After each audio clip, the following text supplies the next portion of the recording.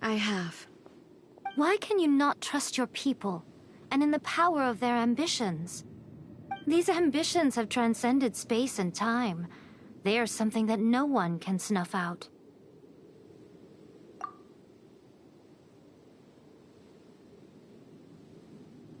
Is this the lesson you learned from your journey in Liyue? There are nations where humans cast their god aside and stride forward. So are we to just abandon the notion of progress for the sake of wishful thinking? You and I have both witnessed the great loss that progress can bring. Eternity. Eternity is the only way. When lightning flashes, it casts a shadow. My name means shadow. With my blade, I purged all obstacles to progress.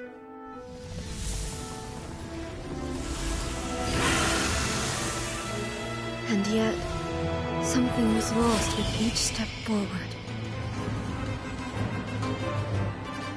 In the end, I even lost her. The tales are still retold in the shade of every Thunder Sakura. But the wounds left on our nation by that terrible loss still ache.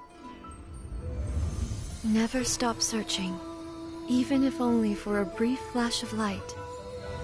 If nothing else, we have the present moment. She said that once. But I've seen a nation stride forward and lose everything to the heavenly principles. Perhaps only if time stands still will the lightning's glow never fade. The present moment is a fragile illusion. Only eternity can bring us closer to the heavenly principles. I am no longer the shadow. Mine is the most supreme and noble form. Let power over the realm be vested within me. In this form shall I honor my subjects' dream, for a land of eternity, unchanging forevermore. The heavenly principles.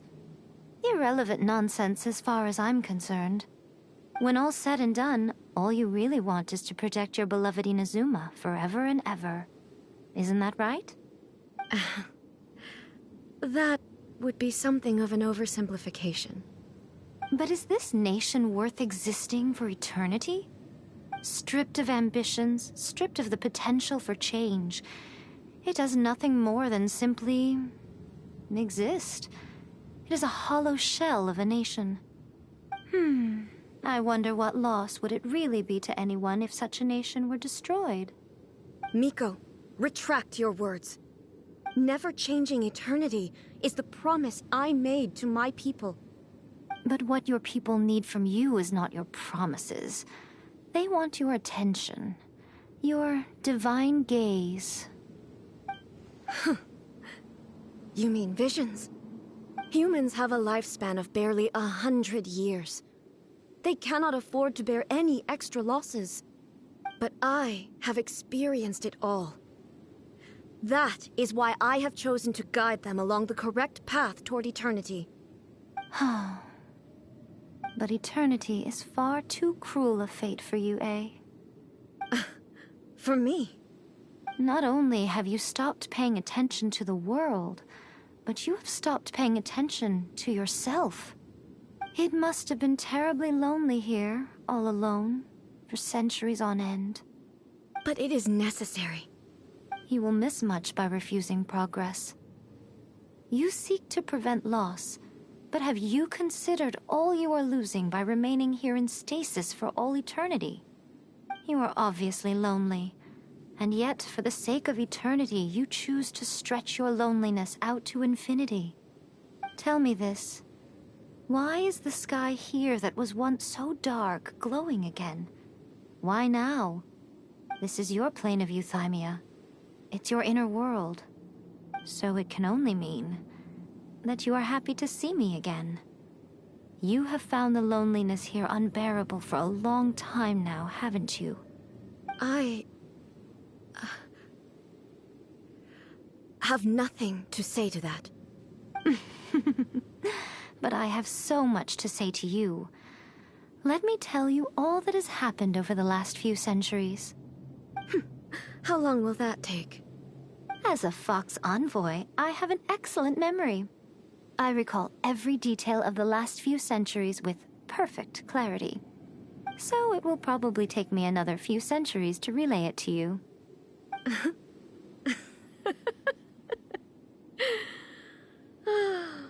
Miko, I never thought I would have the chance to meet with you like this again. Seeing you again is a change to eternity. And a very nice surprise. Since you are willing to admit that, I suppose that means we can still be friends? What a childish conversation this is. Anyway, now that I have been defeated by you and your plan, I will honor your wish to abolish the Vision Hunt Decree. But, with regards to eternity, and the question of whether this nation should move forward, I need time to give it some thought. You are the one who's been acting like a child from the very beginning. As promised, the Raiden Shogun abolished the Vision Hunt Decree. Finally, her people's wishes penetrated her locked heart. Beyond the plane of Euthymia, she saw what eternity means in the eyes of the world. When one's fervent ambition burns brightly, the gods will cast their gaze upon you.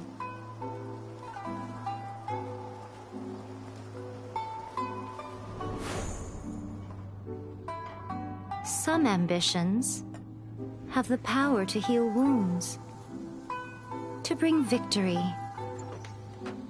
to inspire hope.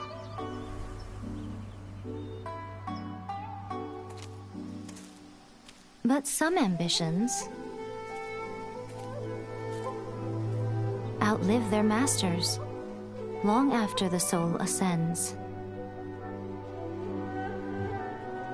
They remain as they were in the beginning.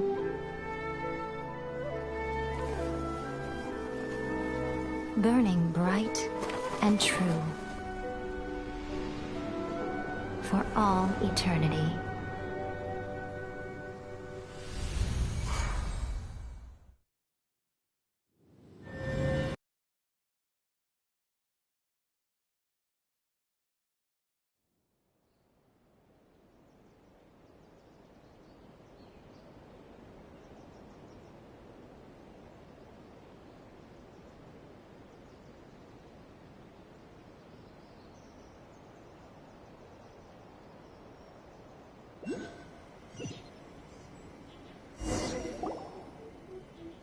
So what did you guys do in the Raiden Shogun's plane of Euthymia anyway? Is the Vision Hunt Decree abolished? Oh, gotcha. Paimon was super worried, you know. So, maybe the reason Yae Miko is looking for us now is because she wants to thank us. Let's go find her. No, let me try that.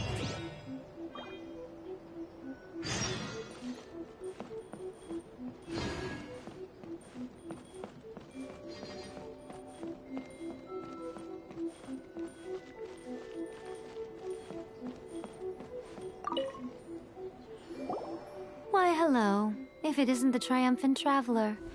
And why might you be visiting the shrine? A sign of piety, perhaps? You literally told us to come meet you here! I was just joking. I've been waiting for you. Seems like someone's in a pretty good mood. Mm-hmm. Catching up with an old friend I hadn't seen in years was truly delightful. By the way, I heard that you had a duel before the throne, with a Fatui Harbinger no less. Courageous and astute. I must say, I am most impressed. Defeating Signora head-on in a duel means that your strength exceeds my expectations. Still, you did end up victorious. I gather congratulations are in order. Sure feels good to finally thwart the Fatui plan for once. They caused plenty of trouble along the way, but at the very least, they didn't get their hands on another Gnosis. Wait a second. Did you say Gnosis? As in, the little thing that looks something like a chess piece? Yep, that's the one. You've seen one too? Gnosis belong to the Seven. They're what keep them connected to Celestia. Oh. What's wrong? I handed that over. You did what now? Well, how else was I supposed to save your skin from the Balladeer exactly? The Balladeer is number 6 of the Fatui Harbingers. In terms of strength, he is superior to Signora. I'm not the kind of person who risks life and limb for any old reason. You did... for once, Paimon just does not know what to say. After A created her puppet vessel, she no longer had anywhere to put it. As her erstwhile closest friend, A handed it over to me, and I've kept it in the Grand Narukami Shrine ever since. She no longer needs the power of the Gnosis, and in any case, she tells me she has severed ties with Celestia. Thus the Gnosis became not only useless, bargain, exchanging it for the one at the core of the plan. Judging by the results, at least, I dare say I struck a good deal. When you put it like that, Paimon has to agree. The Traveler is worth more than a Gnosis.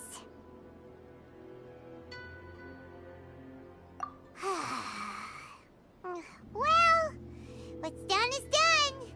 And I hardly think we'll be getting it back now. Let's leave the past in the past. So anyway, you still haven't told us why you called us here today. It's to thank you. Really? You intend to travel all over Teyvat, and the time has come for the Inazuma leg of your trip to come to an end, has it not? As a mark of my gratitude, I will answer any questions you may have about the road ahead or the events of the past. What would you like to know about? That puppet was built with technology that has been lost to time. Perhaps she, as a god, is the only one privy to the knowledge of its origins. Still, there is one other thing on this topic that I suspect you may be curious to know. Before A began modifying her own godly form, she took it upon herself to create a prototype puppet. So, you mean there are 3 Raiden Shoguns? No. The prototype was merely a proof of concept. Its appearance and intellect were not based on A. It was a test. The original plan was for A to simply discard it. But perhaps A thought this to be too cruel, because in the end she chose only to seal the power within it. Later, this puppet